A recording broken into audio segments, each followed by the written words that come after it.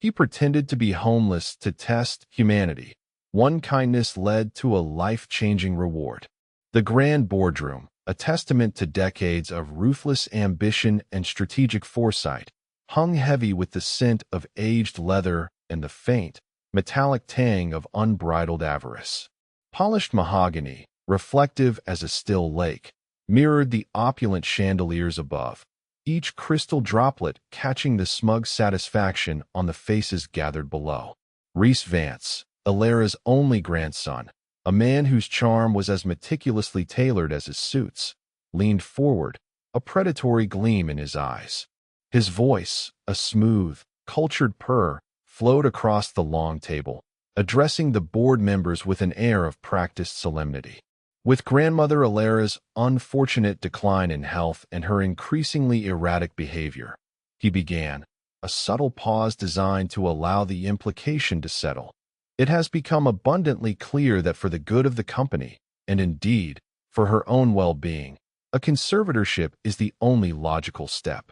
My legal team has prepared all the necessary documents. A ripple of murmurs, a cacophony of feigned concern and thinly veiled approval, spread through the room. Each whisper was a small blade, piercing the air that Alara had, for so long, commanded. No one, lost as they were in the intoxicating dance of power and impending fortune, noticed the stooped, frail figure tucked away in the deepest shadows near the service entrance. Her clothes, a chaotic patchwork of faded fabrics, seemed to absorb the light rather than reflect it, rendering her almost invisible. Her silver hair, a wild, untamed halo, framed a face etched with what appeared to be years of relentless hardship and profound confusion. This was the woman Rhys and the others had come to know as the resident nuisance, a senile vagrant who occasionally wandered onto company property, her mumbled incoherences a minor disruption in their otherwise pristine, orderly world. She had been politely, yet firmly, escorted away countless times by security, a fleeting annoyance easily dismissed, like a speck of dust on their polished shoes.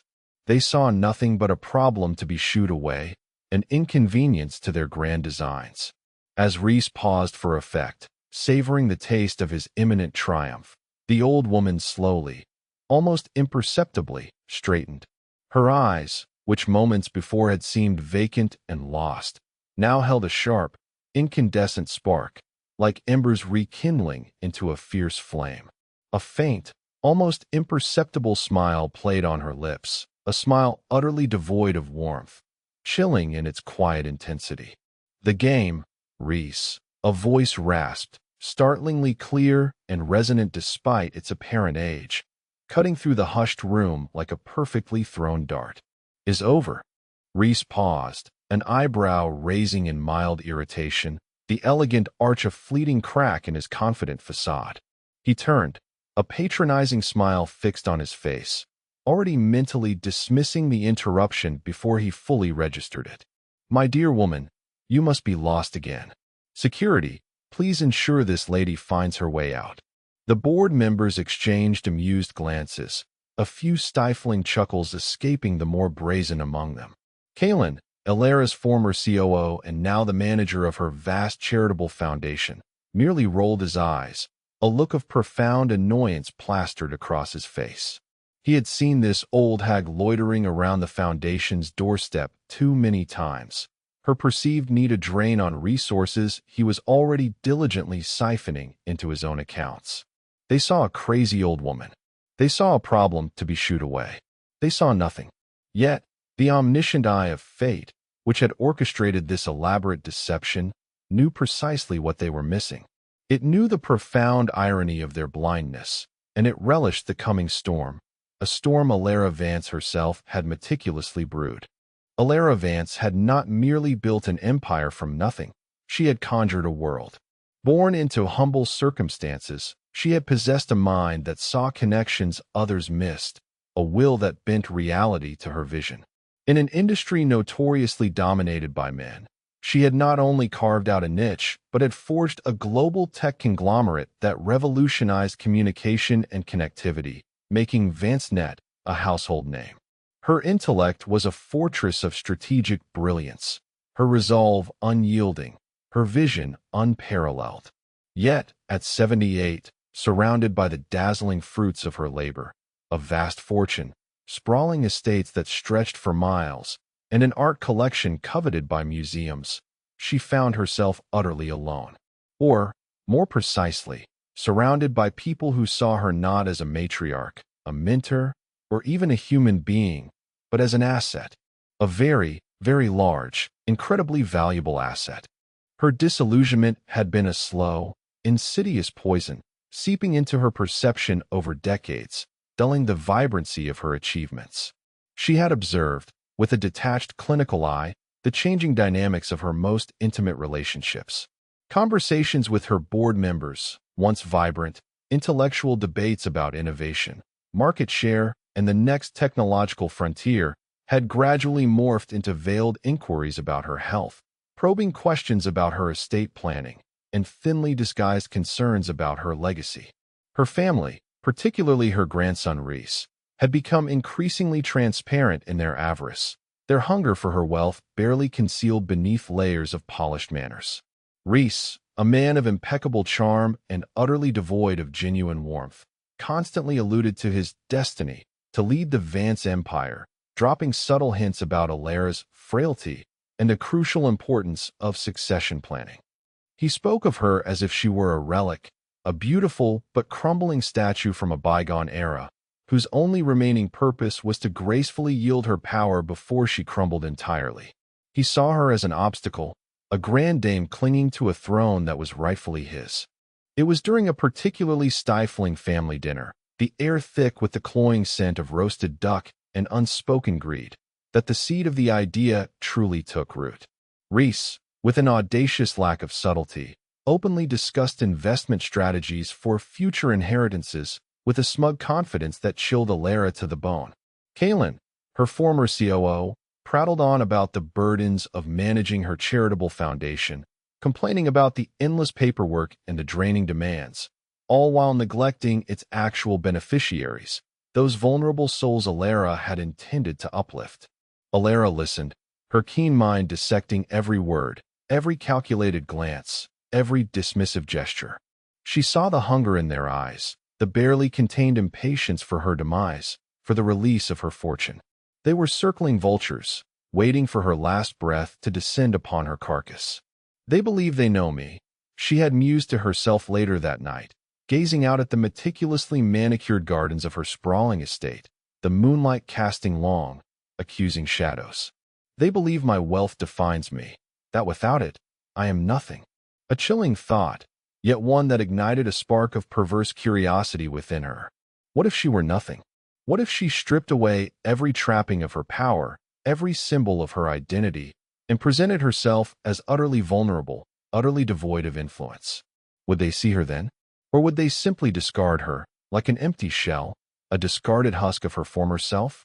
The idea, born of profound disappointment and a burning desire for truth, quickly solidified into a meticulously crafted plan. Alara, the master strategist who had once orchestrated global market takeovers, approached this new project with the same rigor, the same painstaking attention to detail she had applied to launching a global corporation. She began by subtly shifting her appearance, letting her once perfectly coiffed silver hair grow wild and unkempt, adopting a slightly hunched posture that shaved inches off her imposing height. She spent weeks immersing herself in research, not in boardrooms or financial journals, but in libraries and online forums dedicated to the lives of the homeless, understanding their struggles, their routines, their shocking invisibility to the world. She even consulted with a renowned theater makeup artist, discreetly, under the guise of preparing for a historical costume drama, learning techniques for aging her skin, dulling the natural sparkle in her eyes, and creating the illusion of profound neglect and exhaustion. She practiced her new persona in private, in front of a full-length mirror, perfecting the vacant stares, the mumbled, disjointed phrases, the unsteady gait of someone adrift and disoriented. Every twitch, every tremor was rehearsed until it became second nature. The memory loss aspect was crucial, a brilliant stroke of psychological warfare. It provided a convenient, undeniable explanation for her disappearance from her usual life, for her apparent confusion, and most importantly, for her inability to recognize those she knew, thereby allowing her to observe them without suspicion. It would also justify any accidental appearances at key locations related to her family and foundation, allowing her to witness their true colors. She arranged for a private nurse, a trusted former employee named Beatrice, whose loyalty she had cultivated for decades, to corroborate her deteriorating condition to her family, explaining her reclusiveness as a need for quiet recovery and specialized care. Alara had even established a small, untraceable fund for her disguised self, using an offshore account and a series of anonymous cash withdrawals, ensuring she could sustain her charade without relying on external charity, a critical detail, for she sought observation, not genuine destitution, though she would experience the cold, harsh realities of it firsthand. She needed to be truly perceived as powerless, not just a wealthy woman slumming it. Her plan was audacious, chilling in its scope, and cruel in its execution, but in her mind, entirely justified. She would become a ghost, a shadow, a reflection of the very people she sought to expose. She would vanish from her gilded cage and emerge into the unforgiving light of the streets, watching, waiting, and judging. The test was simple, yet profound. Would anyone, stripped of the knowledge of her immense wealth, see her true worth? Would anyone offer a hand without expectation, without the promise of gain? Or would they all, like Reese and Kalen, reveal the true depths of their depravity when confronted with someone they perceived as utterly powerless, utterly disposable? The stage was meticulously set, the players unaware of the grand deception, and the curtain was about to rise on Alara Vance's most daring and heartbreaking experiment.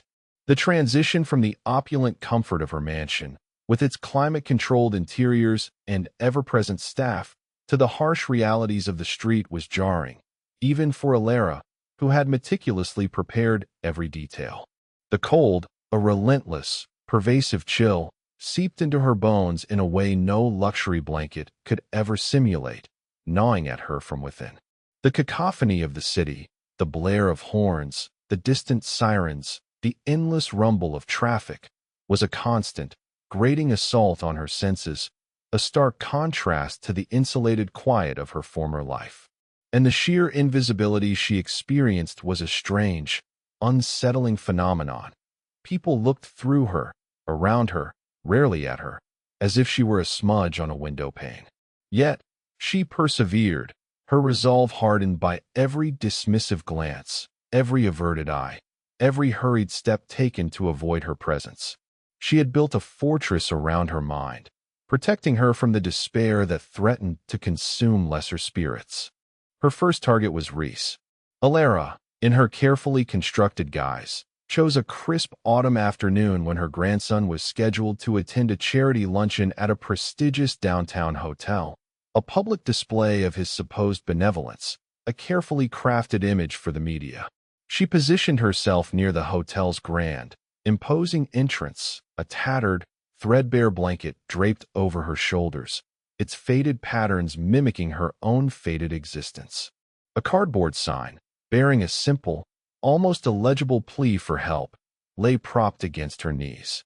She watched as sleek, dark cars pulled up, disgorging impeccably dressed men and women, their laughter echoing like hollow bells in the crisp air, their designer clothes rustling with every confident movement. Finally, Reese's gleaming black limousine, a symbol of his inherited privilege, purred to a stop. He stepped out, radiating an aura of effortless superiority, his custom-tailored suit a stark, almost cruel contrast to Alara's rags. He was speaking animatedly on his phone, a charming, practiced smile fixed on his face, oblivious to her presence just feet away. As he approached the entrance, Alara shuffled forward, her movements slow and unsteady, her voice a strained whisper, deliberately hoarse from disuse. "Please, young man, could you spare a moment? I'm so lost, so hungry." Reese glanced down, his phone still pressed to his ear, his conversation never missing a beat. His eyes, though they met hers for a fleeting second, held no recognition, only a flicker of polite annoyance, a fleeting acknowledgement of an inconvenience. He reached into his inner jacket pocket, pulled out a crisp $20 bill without breaking stride or conversation, and practically tossed it in her direction, the paper fluttering to the cold pavement. "There, ma'am. Please, try to stay warm." He didn't wait for a reply, didn't meet her gaze again, his attention already back on his phone call. He simply melted into the opulent lobby, leaving Alara to slowly, painstakingly retrieve the crumpled bill from the unforgiving concrete. She observed the irony with a bitter taste in her mouth. Reese, the man who would inherit millions, dispensed a paltry sum with such casual indifference, unable to recognize the very hand that had fed him, let alone the woman who held the key to his future. He saw only a beggar, an inconvenience, not the architect of his impending downfall. Next, Alara turned her attention to the Vance Foundation, the philanthropic arm of her empire, now managed by Kalen, her former COO. She had poured billions into this foundation, envisioning it as a beacon of hope for the less fortunate, particularly the elderly, a testament to her belief in compassion and social responsibility. What she witnessed under Kalen's stewardship, however, was a travesty, a mockery of her intentions. She stood in line with other elderly people, some frail, leaning heavily on canes, some visibly ill, their faces etched with weariness and quiet desperation, all seeking assistance. The waiting room, once designed to be comforting, was now drab, its once vibrant colors faded, the chairs uncomfortable and sparsely arranged. The air was thick with a palpable sense of resignation, a quiet despair that clung to the very walls. When her turn came, Alara shuffled up to the desk, her carefully rehearsed narrative of memory loss and displacement ready, a story she had honed in countless private practice sessions. Kalen, a man whose expensive suit and slicked-back hair screamed corporate success, emerged from his office, his face a mask of barely concealed disdain, a perpetual sneer playing on his lips. He barked orders at his staff, his voice sharp and impatient, cutting through the murmurs of the waiting room. "Are these people still here? I have a board meeting in 10 minutes. Process them quickly, or better yet, send them to another facility. Our resources aren't limitless, you know." His eyes swept over the waiting crowd, devoid of empathy, seeing only numbers and delays. He spotted Alara, his eyes narrowing in recognition, a flicker of irritation crossing his features. "And you," he said, addressing her as if she were a particularly stubborn stain on the pristine floor, his tone dripping with condescension. "You're back again? Look, we've told you, we can't keep housing you. We're a foundation, not a permanent shelter. Your memory issues are not our responsibility." He turned to a young, visibly uncomfortable assistant. "Give her a pamphlet for the city shelters. And make sure she understands. No more coming here every day. It's disruptive." Alara observed the profound hypocrisy with a bitter ache in her heart. Kalen, tasked with upholding her legacy of compassion, treated the very people his foundation was meant to serve with such callousness, all while secretly enriching himself from the very funds Alara had so generously provided. He was a wolf in sheep's clothing, and Alara, in her humble disguise, saw him for what he truly was, a parasite feeding on her life's work. Days turned into weeks, then months, each passing day deepening Alara's understanding of the world she had chosen to inhabit. She continued her observations, a silent, spectral judge moving through the world she had once dominated, her former life a distant, almost forgotten dream.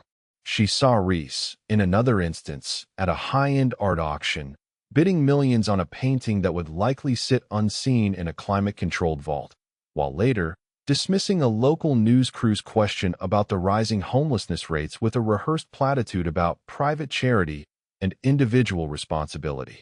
She saw Kalen, at a public speaking engagement, eloquently advocating for elder care, his voice smooth and convincing, while later, back at the foundation, she witnessed him berate an elderly woman for spilling a cup of water, threatening to cut off her benefits for the mess she had made. Each encounter cemented her convictions, painting a vivid, horrifying portrait of their avarice, their utter lack of empathy, their deep-seated contempt for anyone they deemed below them.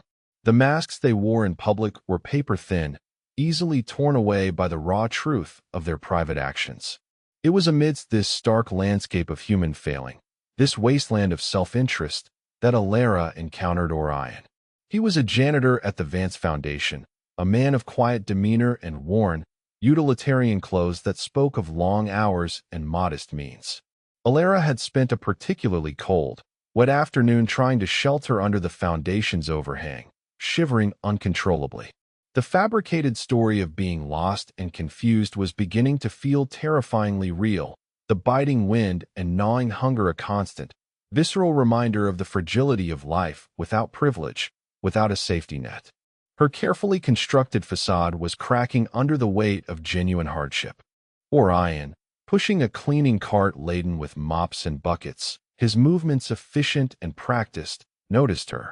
Unlike Kalen, who would have instantly instructed security to remove her, or Reese, who would have simply walked past, his gaze fixed on some distant, self-important thought, Orion paused. He didn't avert his eyes. Instead, he met hers with a gaze that held genuine concern, a deep well of unspoken understanding. He was a man who understood hardship, though his challenges were different from Alara's manufactured ones. He worked long hours, his hands calloused from years of manual labor, his face lined not with greed or ambition, but with quiet resilience and a profound weariness.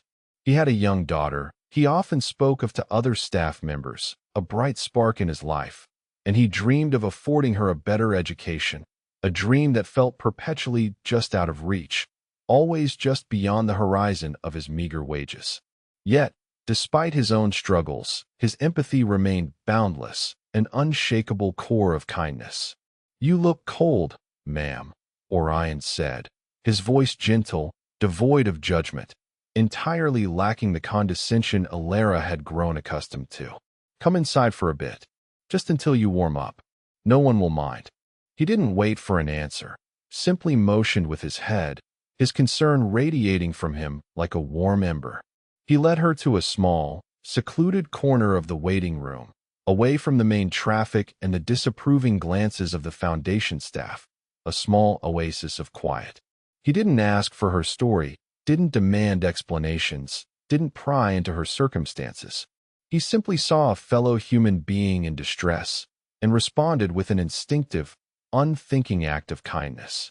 Then, to Alara's profound surprise, he left his cart and returned a few minutes later, carrying a steaming mug of hot tea, its warmth radiating outwards, and a folded, surprisingly soft, fleece blanket. "Here," he offered, his eyes crinkling at the corners with a genuine, gentle smile. "This should help." He even pulled up a plastic chair and sat down a respectful distance away, not intruding, but offering a quiet, comforting presence, a silent testament to his care. He simply existed, a calming anchor in her chaotic, self-imposed world. Alara, in her carefully maintained role, mumbled incoherent thanks, accepting the warmth of the mug and the softness of the blanket with feigned gratitude, but beneath the disguise, a genuine warmth spread through her.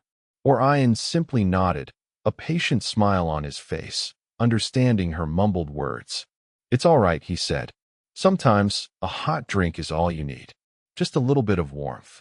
He then began to speak, not to her directly, but almost to himself, a quiet monologue about the day, about the little joys he found in his mundane work, about the small acts of kindness he tried to extend to others, even if they went unnoticed or unappreciated.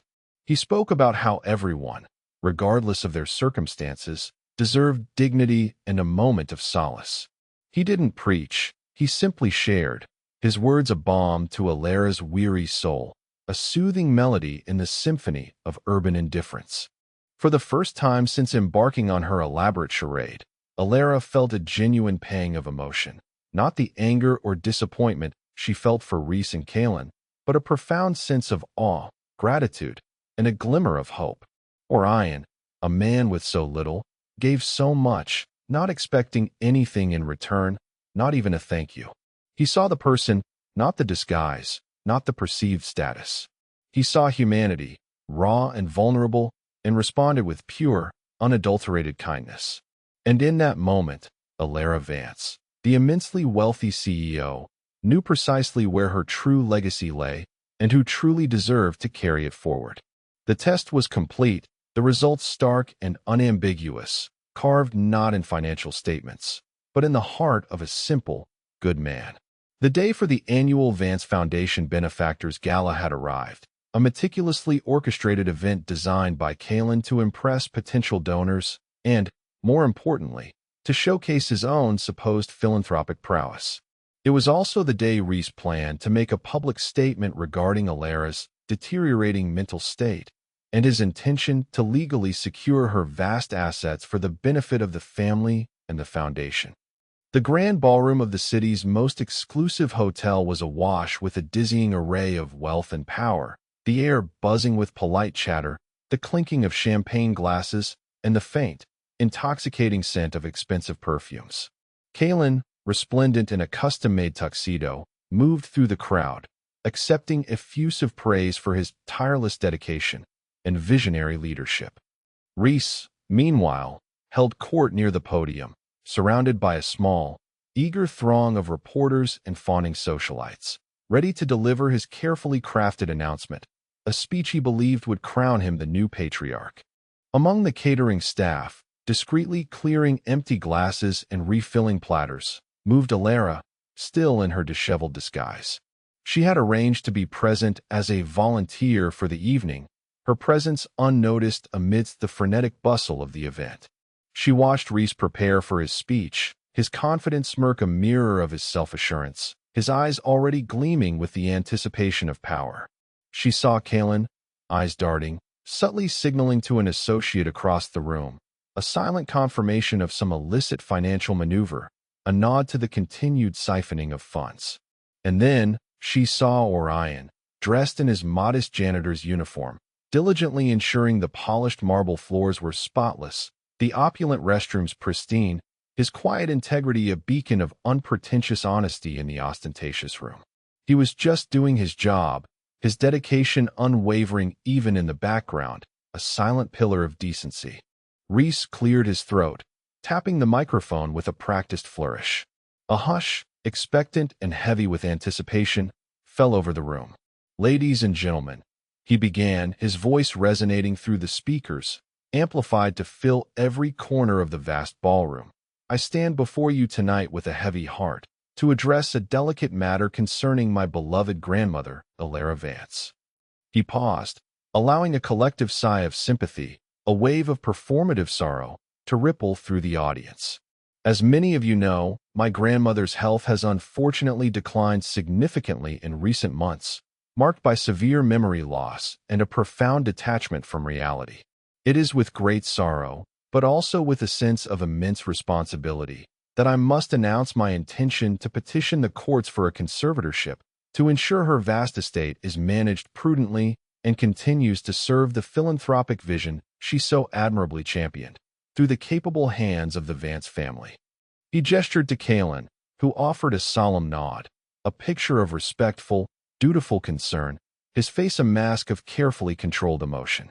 A few more polite murmurs ensued, glances exchanged, whispers about the fragility of age.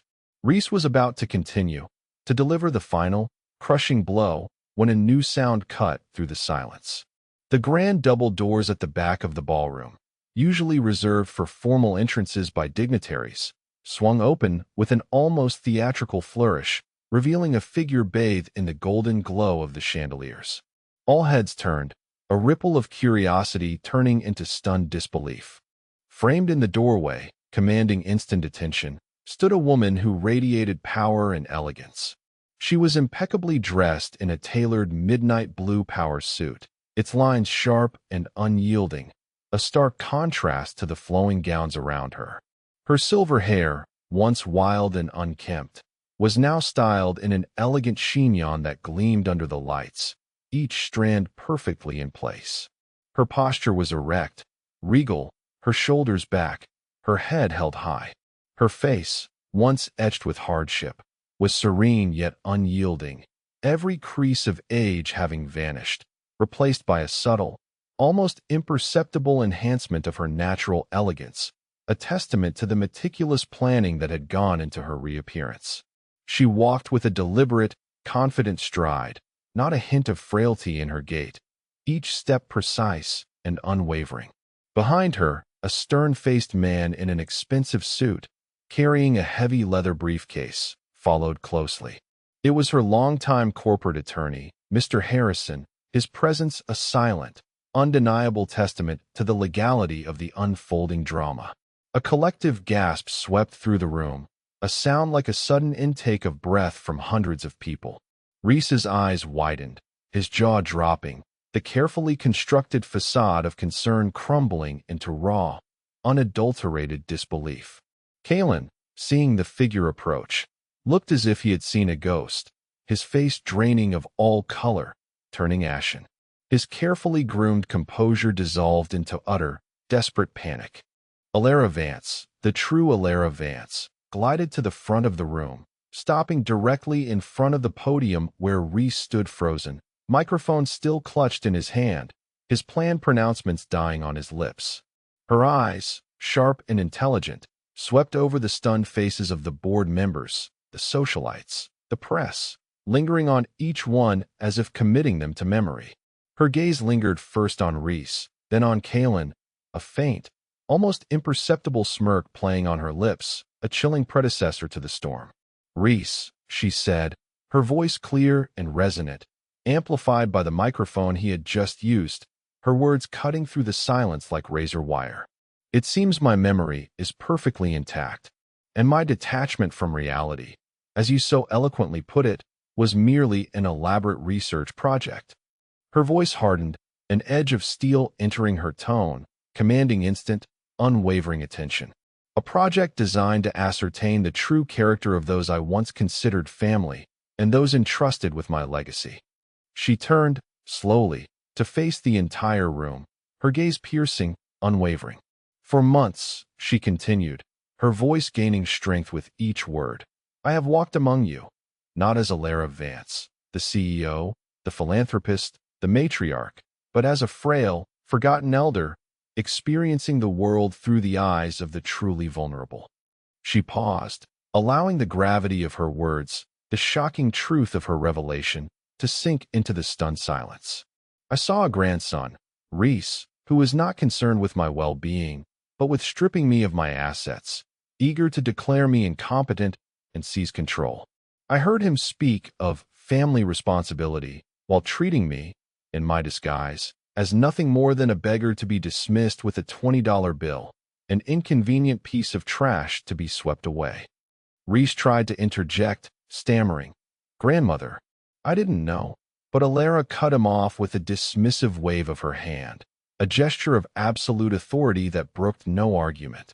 "And Kalen," she continued, her voice filled with a cold, righteous fury that sent shivers down spines, "the man I entrusted with the very heart of my philanthropic endeavors, the Vance Foundation, treated the very people it was meant to serve with contempt and disdain.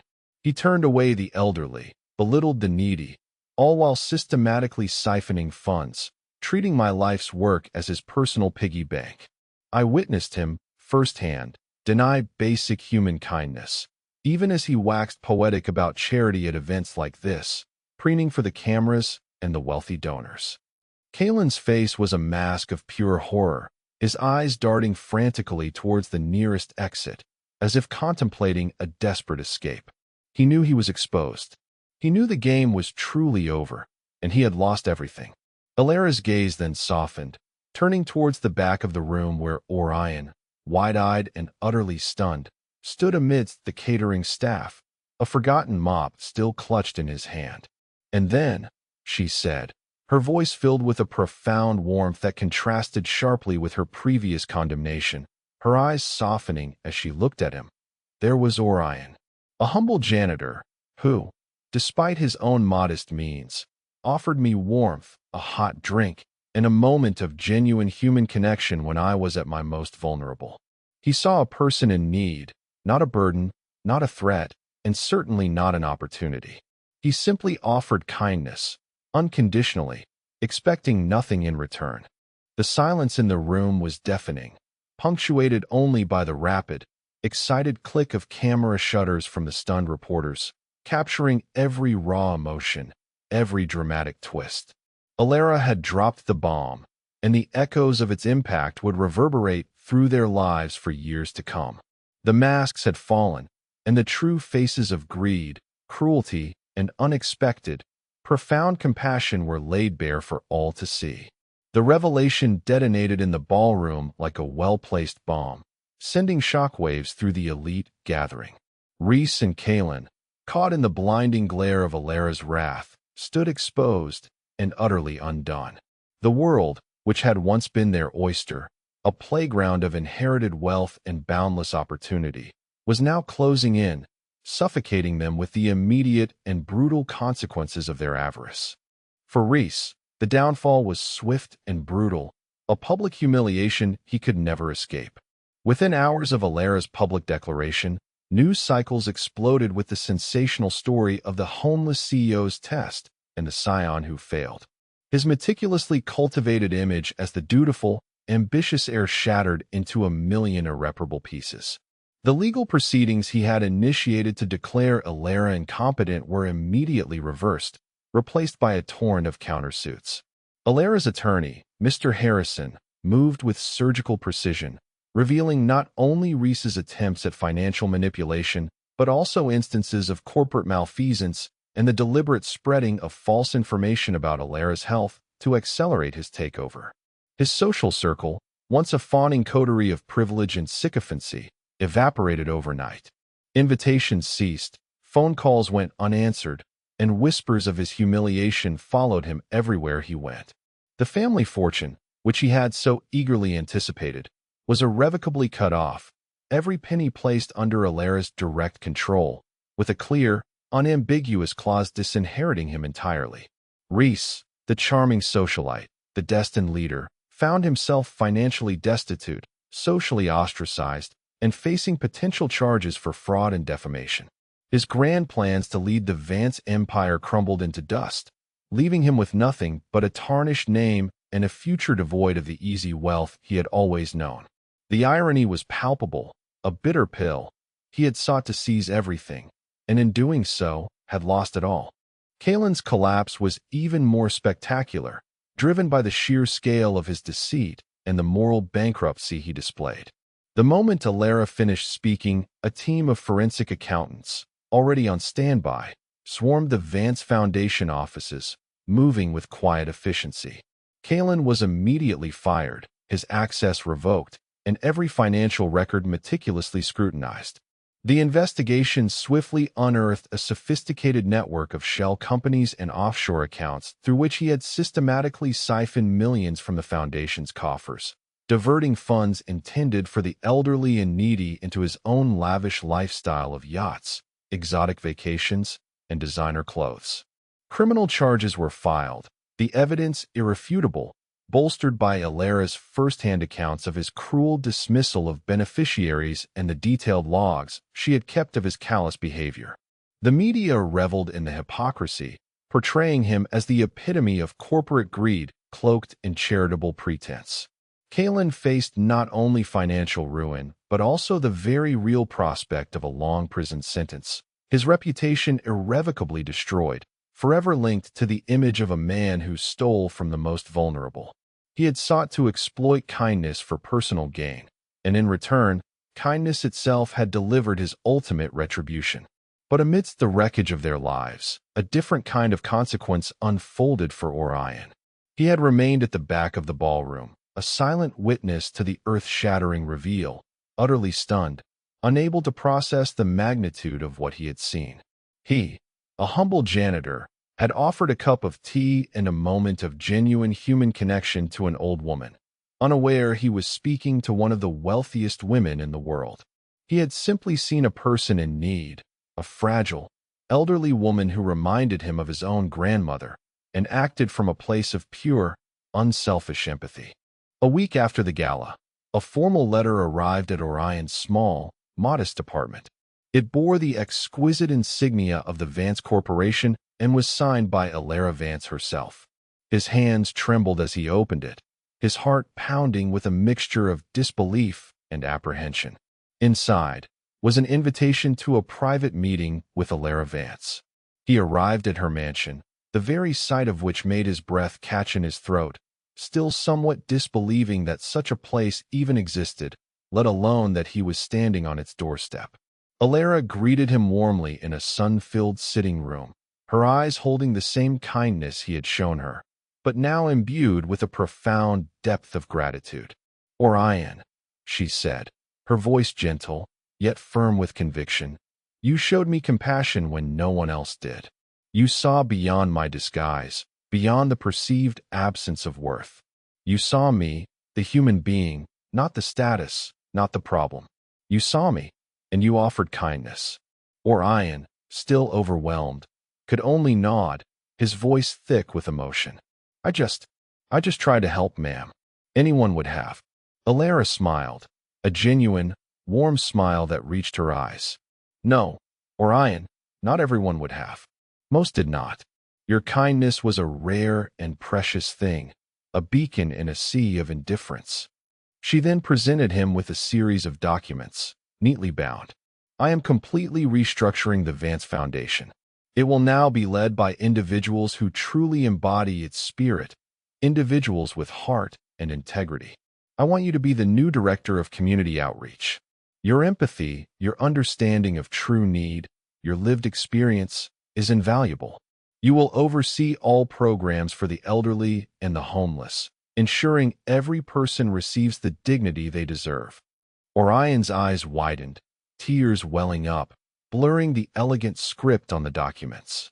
"Director? Me? But I'm just a janitor, ma'am." He couldn't reconcile the humble man he was with the grand title she offered.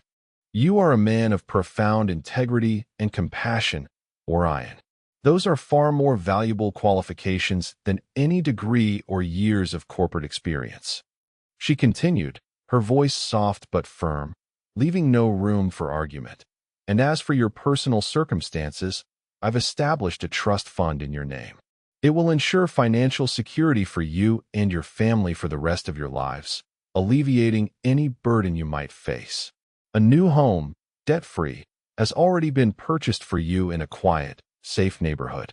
Your daughter's education, from now through university and beyond, will be fully funded, allowing her to pursue any dream she chooses. This is not charity, Orion.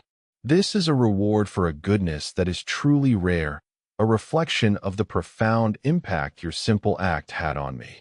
Orion was speechless. He stared at the documents, then at Alara, tears now streaming down his face, a mixture of overwhelming relief and disbelief. He had never dreamed of such a life, such an opportunity, such a profound shift in his circumstances. He had simply offered a cup of tea. He had simply been kind. The magnitude of Alara's gratitude and the profound, life-altering shift in his existence was almost too much to bear. He was no longer just a janitor. He was a testament to the enduring power of unconditional human kindness, and a living embodiment of the truth that true wealth lies not in what one possesses, but in the compassion one extends. Months passed, then a year, then another. The dust of the great reveal settled, leaving behind a landscape irrevocably altered, a world reshaped by Alara's audacious experiment. Alara Vance, no longer cloistered in her mansion, no longer burdened by the pretense of frailty, found a renewed purpose in life. The deep disillusionment that had once gnawed at her soul had been replaced by a quiet sense of peace, a profound satisfaction. She had risked everything to find out if genuine human connection still existed, if true altruism could be found amidst the pervasive greed, and in Orion, she had found it in abundance. She oversaw the complete overhaul of the Vance Foundation, ensuring that every dollar she had poured into it now truly served its intended purpose, reaching those who needed it most. The foundation, under a new, transparent board and Orion's compassionate leadership, became a model for ethical philanthropy, a beacon of hope for thousands, its reputation meticulously rebuilt. Orion, now the esteemed director of community outreach, thrived in his new role. He approached his work with the same quiet dedication and profound empathy he had always possessed, but now with the vast resources and authority to make a truly significant difference in countless lives. He ensured that every elderly person who sought help from the foundation was treated with the dignity and respect they deserved, that every homeless individual received not just a handout, but genuine support and pathways to stability. His daughter flourished in her new school, her mind expanding, her future bright and boundless, a testament to the ripple effect of her father's simple act of kindness. Orion often spoke of Alara not merely as his benefactor, but as a wise mentor and a dear friend, a woman who had taught him the profound lesson that sometimes the greatest treasures are found not in grand gestures, but in the quiet, unassuming corners of shared humanity. Rhys Vance became a cautionary tale, his name synonymous with greed and betrayal, his once glowing reputation scorched beyond repair. He struggled to find any meaningful work, his professional and social circles irrevocably stained by the scandal. His lavish lifestyle was a distant, painful memory, replaced by the grim realities of financial hardship and social isolation. Kalen, meanwhile, served his time, his name forever linked to the embezzlement scandal, a stark reminder that even the most elaborate schemes built on deceit eventually crumble, leaving only ruin in their wake. Their downfall was complete, a fitting, deserved end to their self-serving ambition. Alara, observing the new trajectory of her life and the lives she had touched, often reflected on the profound irony of her journey. She, a woman of unimaginable wealth, had to strip herself of every material possession, every symbol of her power, to find what she truly valued: authentic human connection and genuine kindness. It was in the guise of poverty, in the harsh glare of invisibility, that she discovered the richness of human spirit, and in her vulnerability, she found true strength. Her experiment had cost her discomfort, but it had yielded a priceless truth. The story of Alara Vance became a whispered legend, a testament to the enduring truth that character reveals itself not in the blinding light of prosperity, but in the shadows of adversity. It is in the face of perceived powerlessness that the true nature of the human heart is exposed, laid bare for all to see. And it is a powerful reminder that while avarice may offer fleeting gains, true wealth, and indeed, true legacy, lies always and forever in the simple, profound act of extending kindness, for good deeds, like seeds scattered on fertile ground, will always, in time, yield a life-changing reward. If you were moved by Alara's incredible story of resilience, revelation, and the power of pure kindness, you'll find more tales of unexpected twists, dramatic justice, and heartwarming generosity right here on our channel. Subscribe and hit that notification bell so you don't miss our next video. What did you think of Alara's extraordinary test? Do you believe people should sometimes be tested for their true character? Or do you think kindness should always be given unconditionally, regardless of who the recipient might be? Share your thoughts and tell us which character's journey resonated with you the most in the comments below.